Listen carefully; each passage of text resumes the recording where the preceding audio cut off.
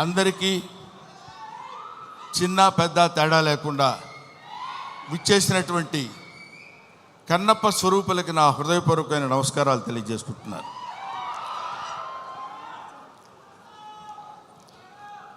వీడికి ఏం పోయే కాలం ప్యాంట్ షర్ట్ వేసుకొని రావచ్చు కదా అనుకోవచ్చు అందరూ.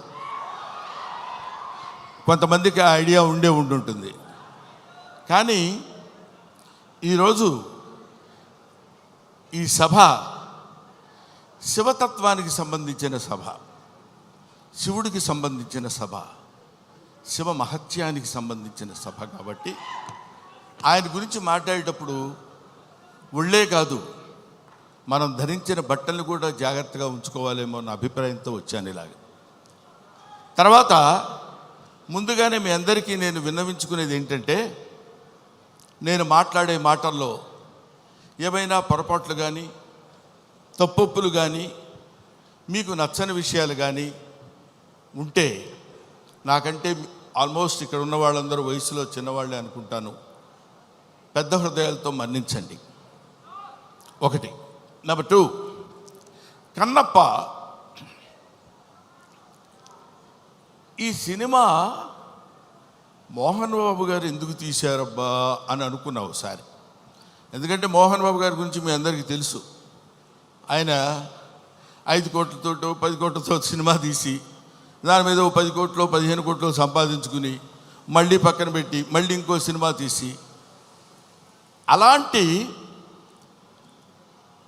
డబ్బుకి అతి ప్రాధాన్యత ఇస్తూ గౌరవించేటువంటి వ్యక్తి మోహన్ బాబు గారు. నాకు తెలుసు 200 కోట్లు పెట్టి ఈ సినిమా ఈయన ఎందుకు ప్లాన్ చేశాడు అనే ఆలోచన చేస్తే, ఈ ఆలోచన ఆయనది కాదు, ఈ ఆలోచన ఆయనకు వచ్చినటువంటి ఆలోచన కాదు, సకల సృష్టి స్థితి లయకారుడైన ఆ పరమేశ్వరుని ఆలోచన అతనిలో సంక్రమించిందేమో. ఒకటి. ఇంకో పాయింట్ ఏంటంటే, ఎప్పుడో నా చిన్నతనంలో ఆయన కన్నడ రాజకుమార్ కాళహస్తి మహత్యం సినిమా తీశారు. ఆ తర్వాత కీర్తిశేషులు బాపు గారు కీర్తిశేషులు కృష్ణరాజు గారితో కన్నప్ప సినిమా తీశారు. అది తీసి ఇంచుమించు 30 సంవత్సరాలు అవుతుందేమో నాకు తెలిసి, 30 సంవత్సరాల పైనే, 50 సంవత్సరాలు. ఆ సినిమా తర్వాత భక్తి తత్వాన్ని ఇప్పుడు ఇక్కడ ఉన్నటువంటి కుర్రకారందట్లో భక్తి సన్నగిల్లిపోయి అరాచకాలు పెరుగుతున్న సమయంలో ఏదో ఒక భారతీయ తత్వాన్ని, భారతీయ శివతత్వాన్ని తెలియపరచాలి ఇప్పుడున్నటువంటి కుర్రకారుకి అనేటువంటి ఆలోచనతోటి శివుడే, సాక్షాత్తు శివుడే, సాక్షాత్తు ఆ పరమేశ్వరుడే, సాక్షాత్తు ఆ కాళహస్తీశ్వరుడే, సాక్షాత్తు ఆ వాయులింగుడే మోహన్ బాబుని ఇలా రారా అని పిలిచాడు. ఎందుకు పిలిచాడంటే, కాళహస్తిలో శివుడు ఉంటాడు, పక్కనే మోదుగుపాలెంలో ఉన్న మోహన్ బాబుని పిలిచి నువ్వు రారా, నువ్వు ఏవేవో సినిమాలు తీస్తావంటే నా సినిమా తీయ అన్నాడు. అంతే. అది శివనాజ్ఞను అనుసరించి తీసినటువంటి సినిమా ఈ భక్త కన్నప్ప అని నా నమ్మకం.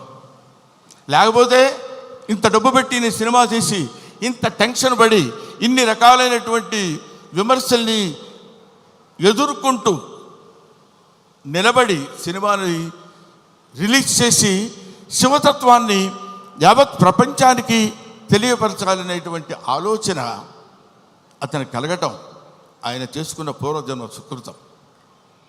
అటువంటి మహనీయుడు ఆయన. మోహన్ బాబు గారి గురించి ఇందాకేదో సుమ అడిగితే సరదాగా 2 జోకులుగా నేను మాట్లాడాను కానండి, చెప్తున్నాను కదా, ఆ మాట్లాడటానికి ఆయన ఇచ్చిన చదువు మాత్రమే కారణం. మోహన్ బాబు ఇందాక ఆయన నడిచి వస్తుంటే సాక్షాత్తు శివుని మీద ఒక సేవ చేసినటువంటి శివపాదార్చకుడైనటువంటి ఒక మహదేవ శాస్త్రి వస్తున్న ఆ నడక, టీవీ, ఆ ఆలోచన విధానం, అటువంటి మహానటుడి గురించి మనం చెప్పాల్సిన అవసరం లేదు. ఆ కడుపున పుట్టిన బిడ్డే మనుషుడు విష్ణు. అతన్ని కన్నప్పగా ఎన్నుకుని వీళ్ళందరూ చాలామంది ఏమనుకుంటారంటే, మనం ఈ సినిమాలో యాక్ట్ చేసాం, శరత్ బాబు గారు, మోహన్ లాల్ గారు, లేకపోతే ఇంకొక అక్షయ్ కుమార్ గారు, ముఖేష్ రుషి గారు, వీళ్ళందరూ సినిమాల్లో యాక్ట్ చేశారని అనుకున్నారు. కానీ వీళ్ళందరూ యాక్ట్ చేయబడ్డారు. శివుని యొక్క ఆజ్ఞ చేత వీళ్ళందరూ ఈ సినిమాలో నటించాల్సిన, ఎందుకంటే ఎన్నో సినిమాలు చేసిన వాడు ఉన్నారు. మోహన్ బాబు గారు కూడా ఎన్నో సినిమాల్లో చేశారు.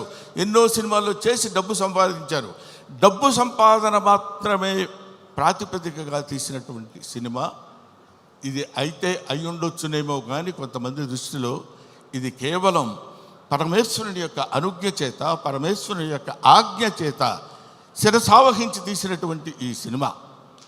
అందుకని నేనేం చెప్తున్నానంటే, మీ అందరికీ, మహానుభావులకి, మహాత్ములకి, ప్రవచనకారులకి, ప్రయోక్తలకి, మీ అందరికీ శిరస్సు వంచి పాదాభివందన చేసి నేను చెప్పే మాట ఏంటంటే, పెచ్చుమీరిపోతున్నటువంటి ఈ కలియుగంలో కలి యొక్క ప్రభావం చేత పరమ దుర్మార్గమైనటువంటి ఆలోచనలతో ఉన్నటువంటి ఈ మానవుల్ని కనీసం భక్తి అంటే ఇది, భక్తి అంటే ఇలా ఉంటుంది. మనం ఇంత భక్తితో ఉంటే మనకు అన్ని శుభాలే జరుగుతాయి.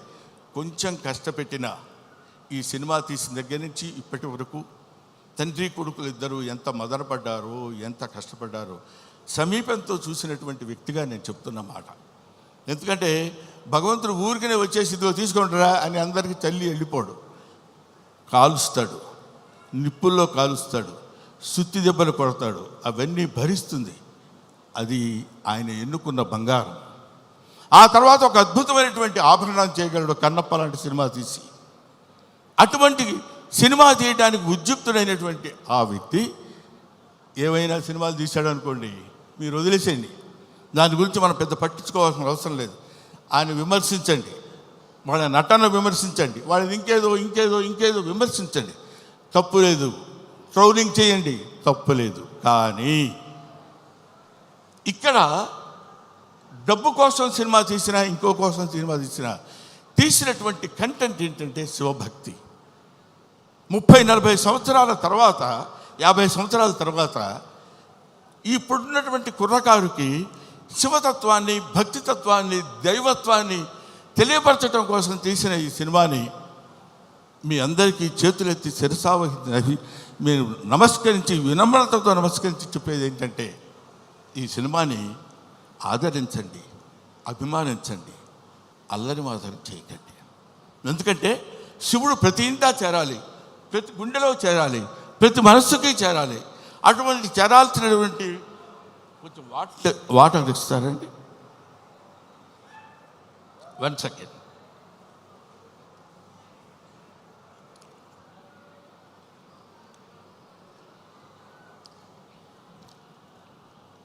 ప్రతివాడి హృదయంలో చేరాలి.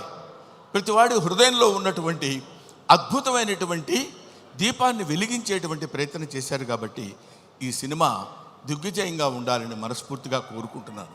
పైగా ఈ సినిమా ఎందుకు ఆడాలని నేను కోరుకుంటున్నాను అంటే, ఇది కేవలం మహోన్నతమైనటువంటి భక్తుల గురించి చెప్పేటువంటి సినిమా మాత్రం కాదు.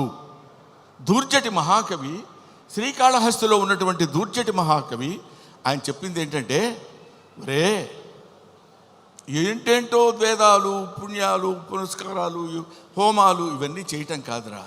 అవన్నీ తెలియని వాళ్ళు కూడా చాలామంది ఉన్నారు. అవన్నీ తెలియని మనుషులు ఉన్నారు. అవన్నీ తెలియని జంతువులు ఉన్నాయి. అవన్నీ తెలియని పురుగులు, పాములు ఉన్నాయి. అవన్నీ తెలియని క్రిమి కీటకాలు కూడా ఉన్నాయి. వీటన్నిటికీ నేను మోక్షాన్ని ఇవ్వగలను. ఏ వేదంబు పఠించ లూత. సాలెపురికి ఏ వేదం చదువుకుంది? భుజగం ఏ శాస్త్రములు చూచాను. పాము ఏ శాస్త్రములు చూచింది? తాను ఏ విద్యాభ్యసనం వచ్చే కరి. ఏనుగు వెళ్ళిపోయి ఏ విద్యాభ్యాసనం చేసింది? చెంచు ఏ మంత్రం ఊహించాను. చెంచు ఏ మంత్రం ఊహించాడు? వాడికి ఏం తెలుసు? ఏమీ తెలియదు. బోధావిర్భావ నిదానములు చదువులయ్యా కాదు అని చెప్తున్నాడు. బోధావిర్భావ నిదానములు చదువులయ్యా కావు, నీ పాద సంసేవనాసక్తియే గాక జంతు తతికిన్ శ్రీకాళహస్తీశ్వరా. అది ఆయన చెప్పింది. అటువంటి ఆటవిక మానవుడు యొక్క పాత్రని పోషించేటువంటి మా మంచు విష్ణు ధన్యజీవి ధన్యజీవి ధన్యజీవి. ఎవరో ఎందరో మహానుభావులు పోషించేటువంటి పాత్ర. ఇప్పుడు అతని పాత్ర పోషణ ఎలా ఉందో నేను చెప్పడం, ఆర్టిస్టుల పాత్ర పోషణ ఎలా ఉందో నేను చెప్పి ఈ సినిమా మీరు చూడండి, మోహన్ బాబుకు బోల్డెంత డబ్బులు ఇవ్వండి అని చెప్పడానికి మాత్రం నేను ఇక్కడికి రాలేదు. అటువంటి పాత్రలు, అరుదైన పాత్రలు లభించేటువంటి శక్తి కుర్రకారుగా ఉన్నటువంటి ఆ వ్యక్తికి లభించడం ఒక అదృష్టం. పోతే ఈ ఈ ఈ సినిమాలో చాలామంది నటించారు. అందరి నటన గురించి ఒక్కొక్కళ్ళ గురించి నేను చెప్పడం కంటే, భక్తి అంటే మనందరం ఏమనుకుంటామంటే, ఆ స్వామి దగ్గరికి వెళ్ళి శనివారం నాడు స్నానం చేసి, అయ్యో శుక్రవారం అండి వాళ్ళు ముట్టుకోను, గురువారం నాన్ వెజిటేరియన్ తిన్నావా, don't bring the God to kitchen level అన్నాడు వివేకానందుడు. భగవంతుడిని కిచెన్ లెవెల్కి తీసుకొస్తారు ఎందుకండి మీరు? అక్కర్లా, మీరు తినండి. కొండల కానలను తిరిగి దుర్జటి రాసిన పద్యం చెప్తున్నాను, నేను చెప్పేది కాదు. కొవ్విన పందుల లేళ్ల దుప్పులను చిన్నక పెద్దక కారు కమ్మగా ఉండుదురు, నీవిచ్చట ఉండనేలా నా కొడుకు ఆనతీక ఉడుమురికి రాగదవయ్య లింగమ్మ, నువ్వు రా. మా చిన్నక్క పెద్దక్క ఉన్నారు, దుప్పి మాంసం, వేట మాంసం, పంది మాంసం తీసుకొచ్చి పెడతాను నీకు. కొవ్విన పందుల లేళ్ల దుప్పులు అంటే నువ్వు తినేటువంటి ఆహారంలో ఉన్నటువంటి విశిష్టత గురించి నీకు నేను సమర్పిస్తాను. సమర్పణలో ఉన్నటువంటి ఆత్మ సమర్పణలో తనకు కలిగినటువంటి భావాన్ని పాదాల దగ్గర చేసి ఆత్మ నివేదన చేసుకున్నప్పుడు శివుడు అనుగ్రహిస్తాడు. బావా దేవుడే లేడంచు దూషించు దుష్టాత్మడని అన్నాడు కన్నప్ప. అటువంటి వాడిని కూడా మార్చి తన వైపు తిప్పుకొని, ఒరే నన్ను ఆశ్రయించు, నీకెవడు దిక్కులేనప్పుడు నేనున్నాను నీకు.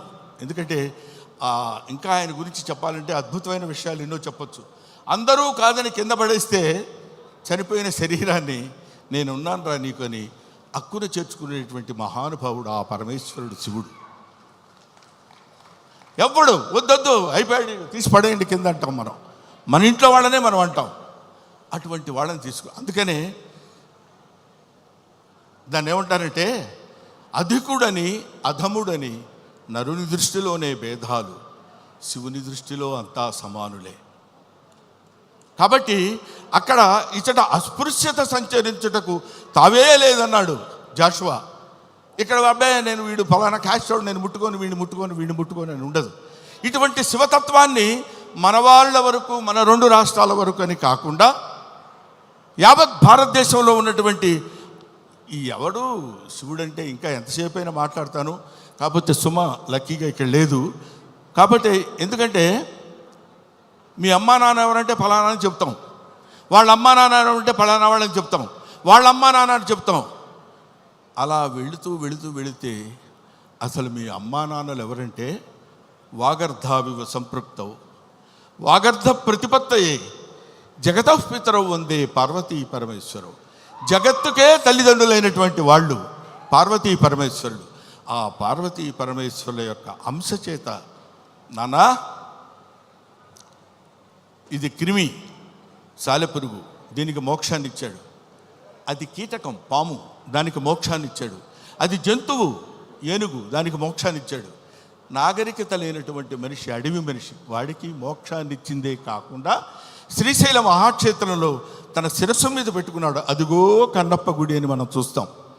అంతటి ప్రాతిష్ఠ్యం కలిగినటువంటి ఈ అద్భుతమైనటువంటి కావ్యాన్ని చిత్రీకరించాలనేటువంటి ఆలోచన మోహన్ బాబు గారికి కలగటం, ఇది అందరికీ పంచాలి, ఈ శివతత్వం అందరికీ తెలియాలి, ఈ భక్తితత్వం అందరికీ తెలియాలంటున్నారు. కాబట్టి మహాత్ములైనటువంటి వాళ్ళకి, మహానుభావులైనటువంటి వాళ్ళకి, జ్ఞానులైనటువంటి వాళ్ళకి, జ్ఞానమే అజ్ఞానం అనుకునేటువంటి వాళ్ళకి, అజ్ఞానమే జ్ఞానం అని కూడా పరిగణించుకునే వాళ్ళందరికీ శిరస్సు వంచి వయసులో మీ అందరికంటే పెద్దవాడైనా నమస్కరించి మిమ్మల్ని కోరుకునేది ఏంటంటే, శివతత్వాన్ని సంబంధించిన ఈ సినిమాని ఎవరూ అడ్డుకోవద్దు.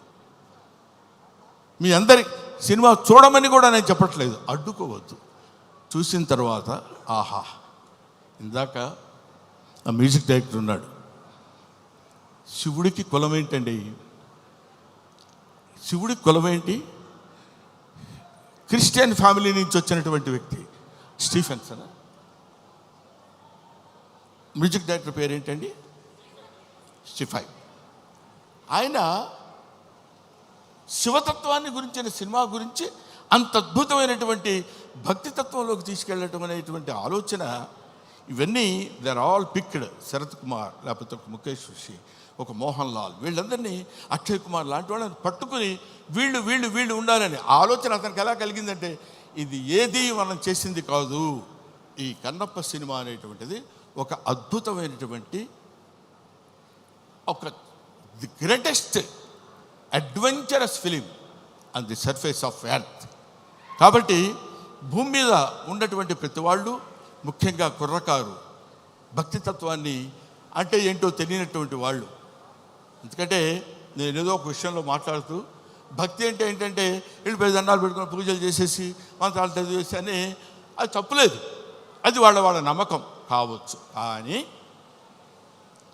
మనకి జన్మనిచ్చినటువంటి దేవుణ్ణి నిరంతరం, అదే కన్నప్ప సినిమాలో ఒక పాటలు చూశాను నేను, అన్నం ముద్దలో దేవుడిని చూస్తాడు, సగం నరకబడిన కొయ్యలో దేవుడిని చూస్తాడు, ప్రతి చోట దైవాన్ని దర్శించుకునేటువంటి స్థితిని కల్పించటమే భక్తి. అటువంటి భక్తితో జీవితాన్ని ప్రసాదించి, పాంచభౌతికమైనటువంటి జీవితాన్ని ప్రసాదించిన ఆ భగవంతుడికి చిరస్థాయిగా కృతజ్ఞతతో ఉండటమే భక్తి. అటువంటి భక్తి రసమైనటువంటి సినిమాని నిర్మించి మనందరికీ పంచుతున్నటువంటి మంచు మోహన్ బాబు గారికి, మంచు విష్ణు గారికి నా హృదయపూర్వకమైన నమస్కారాలు తెలియజేసుకుంటూ, ముఖ్యంగా ఈ సినిమాలో నటించినటువంటి ప్రభాస్ గురించి చెప్పాలి.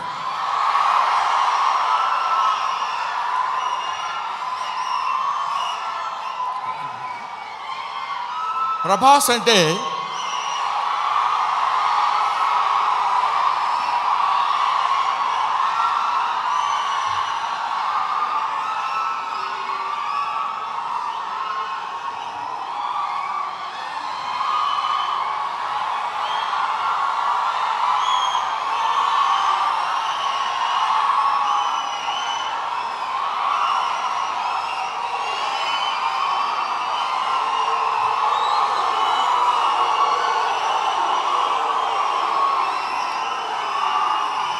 ప్రభాస్ అంటే ప్రభాస్ అది ఇంకా ఆపండి. ప్రభాస్ గురించి చెప్పాలి ఈ సినిమాలో. ఆయన ఒక ప్రపంచం గర్వించదగినటువంటి నటుల్లో ఇప్పుడు ఒకడు ప్రభాస్.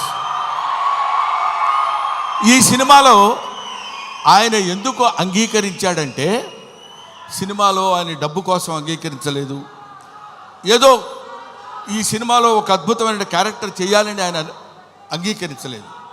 ప్రభాస్ ఒక మానవతా విలువలు కలిగిన మనిషి, ఒక మంచి మనిషి, ఎవరైనా ఏదైనా చేయిజాప అడిగితే కాదనేటువంటి వ్యక్తి కాదు ప్రభాస్. ఎవరైనా అద్భుతమైనటువంటి స్థితిలో ఉండి ఇది నాకు కావాలి అని అడిగినప్పుడు, ముఖ్యంగా ఆ విషయంలో చెప్పాలంటే మోహన్ బాబు గారికి అత్యంత సన్నిహితుడు. మోహన్ బాబు గారు ఎలాంటి వాడంటే, ఓ చిన్న ఆల్కహాల్ లాంటి వాడు, అలవాటైతే వదిలిపెట్టలేం. అలాగే ఎంతో మోహన్ బాబు గారి మత్తులో, మోహన్ బాబు గారి ప్రేమలో మునిగి తేలినటువంటి వ్యక్తి. కాబట్టి ప్రభాస్ ఈ సినిమాలో చేశాడు. అరే మోహన్ బాబు గారి ఎంట్రీ చూశారు కదా, అతను స్టీఫెన్ కూర్చున్నాడు, మ్యూజిక్ డైరెక్టర్. ఆ మోహన్ బాబు గారి ఎంట్రీ అలా పెడితే ప్రభాస్ శివప్రభాసుడు, అతను శివుడి చేత ప్రకాశవంతంగా పెరిగేవాడు, 6 అడుగుల అందగాడు. అతను విగ్గు పెట్టుకుని అలా వస్తున్నప్పుడు ఒళ్ళు గగురు పొడిచి వీర తాండవం, శైవ తాండవం చేసేటువంటి విధంగా ఆ సినిమాలో నటించాడు ప్రభాస్. నేను చూశాను.